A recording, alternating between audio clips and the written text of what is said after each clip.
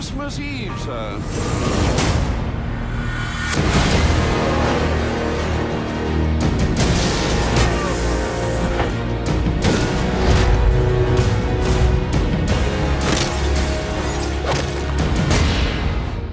When we first got wind of Arkham Origins and the news that it was being developed by a new studio, fans were rightfully concerned.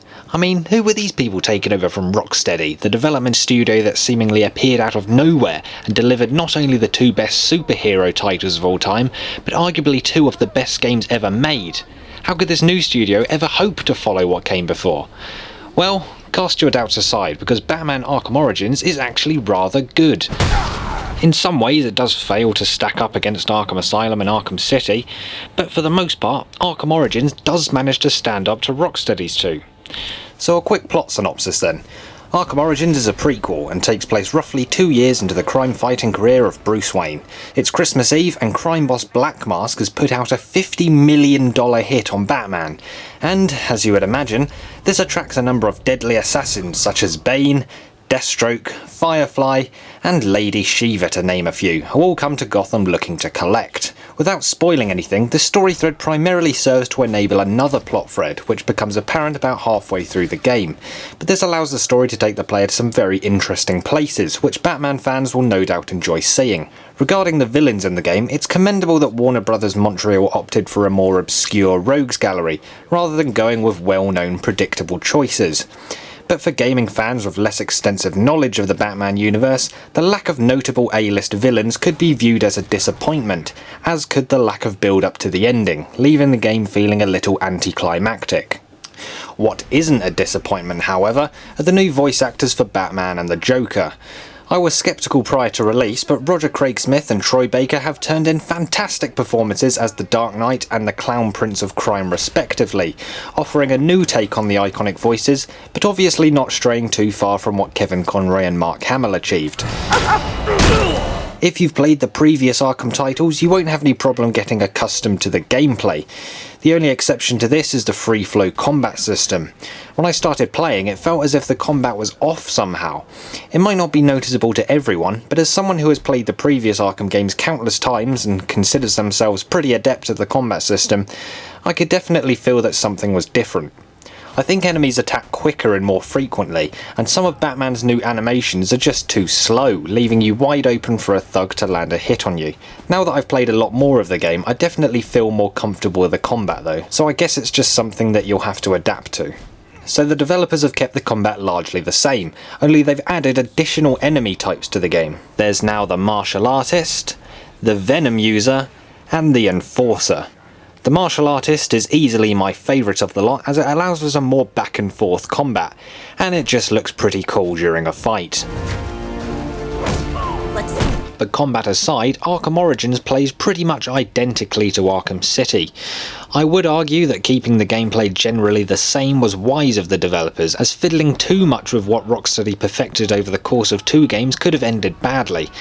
But there is a vague sense of been there done that lingers throughout the entire game. One aspect that I feel is a definite improvement over the past 2 games is the new detective mode.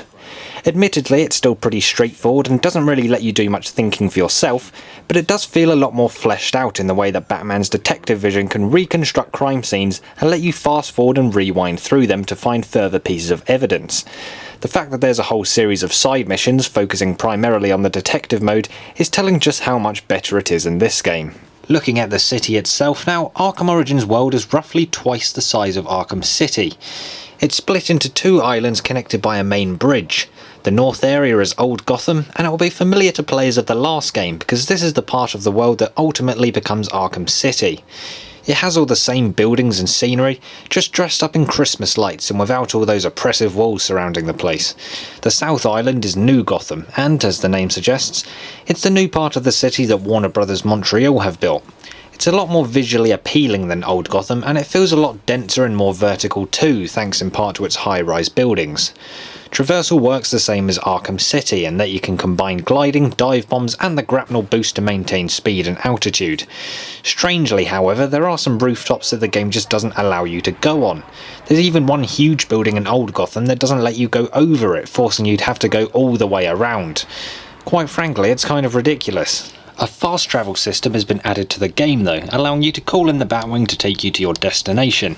Fast travel is only ever required when the story needs you to travel back to the Batcave, usually to grab a new gadget and then head back out into the city. But while in the cave you can engage in combat training and talk to your faithful butler Alfred. The Batman fan in me really liked this interaction with Alfred, and I'm glad he finally plays a big part in an Arkham game.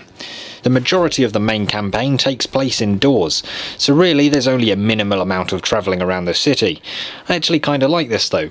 The use of more sprawling linear indoor environments allows for more focused storytelling, and it gives the game more of an Arkham Asylum feel to it, which is a good thing in my opinion. Of course, players are free to roam around the city at their leisure once the story has been completed, but a complaint I have about the city is that it can feel so lifeless at times.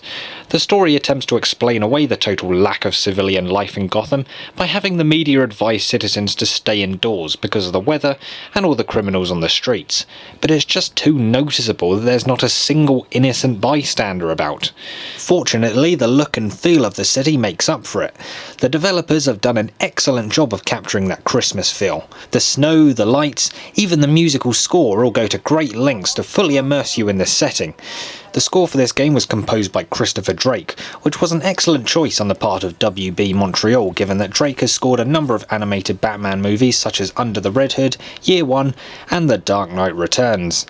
The soundtrack is suitably epic and complements the action well, but I found it to be a little less memorable than the scores to Arkham Asylum and Arkham City. Then again, this could just be because I've only played Origins once, and the previous two games more times than I care to remember. Also helping immersion are the visuals, and Arkham Origins is the best looking Batman game to date. Partnering with Nvidia, the developers have included a number of PC exclusive features such as DirectX 11 enhanced tessellation and geometry detail, high quality dynamic soft shadows and enhanced ambient occlusion. The increased geometry detail in particular is impressive. It adds actual folds and creases to Batman's cape which realistically self-shadow. The effect also extends to the snow, which deforms in real time as Batman and his foes tread and fall in it. Just like the last two Batman games, Arkham Origins features PhysX technology, which enables paper, banners, smoke, steam and snow that dynamically move and interact with the environment and characters. While this doesn't affect gameplay in any way, it does go a long way to help sell the world and make it more believable. Although I am sporting an Nvidia graphics card, PhysX did introduce quite a large performance hit for one particular effect. I was usually running at a consistent 60 frames per second with PhysX enabled, but activating the shock gloves usually caused the frame rate to fluctuate between 20 and 40 frames per second. From the look of the effect, it didn't appear as if it should be any more demanding than other smoke effects found in the game, so I'll chalk this one up to less than stellar optimization. Hopefully it's something that can be fixed with a patch or updated graphics drivers. And speaking of patches, this game could do with one. For the most part, Arkham Origins is a perfectly playable experience, but it is noticeably buggier and less polished than Rocksteady's previous offerings. Things like the quickfire gadget targeting sometimes not working are a minor annoyance, but it's all these little things collectively that give the player the sense that Arkham Origins just isn't as well made as the last two. There's a whole lot more bugs too. I've seen enemies frozen on the spot, and I found another glitch where I could get a sniper stuck inside a building which I was able to reproduce every single time. There was a glitch preventing players from unlocking one particular radio tower, which is vital for the completion of a side quest and attaining 100% game completion. This was supposed to be fixed in the most recent patch, but I wasn't able to confirm it because every time I tried to go there, that small section of the city wouldn't even load properly. So I'd just end up walking through walls and flying around inside the geometry. Looking on the Steam discussions board reveals that other players have encountered doors refusing to open, which is halting progress, Batman falling through solid ground, and missions just not appearing. Personally, I didn't encounter any of those, but this game's obvious lack of polish is definitely something to keep in mind if you're considering picking this game up. With the release of Batman Arkham Origins, the experience is no longer limited to just single player. Yep, there's a multiplayer mode here, and I'm sure many of you have already dismissed it as an unnecessary tacked-on element to the game, but I'm going to tell you that it's not actually terrible. The multiplayer portion of the game was handled by Splash Damage, responsible for Brink and enemy territory Quake Wars. Admittedly, it does feel a little uninspired, sure, but it's kind of fun. The basic premise pits 3 of Joker's gang members against 3 of Bane's gang members, with another 2 players on their own team as Batman and Robin.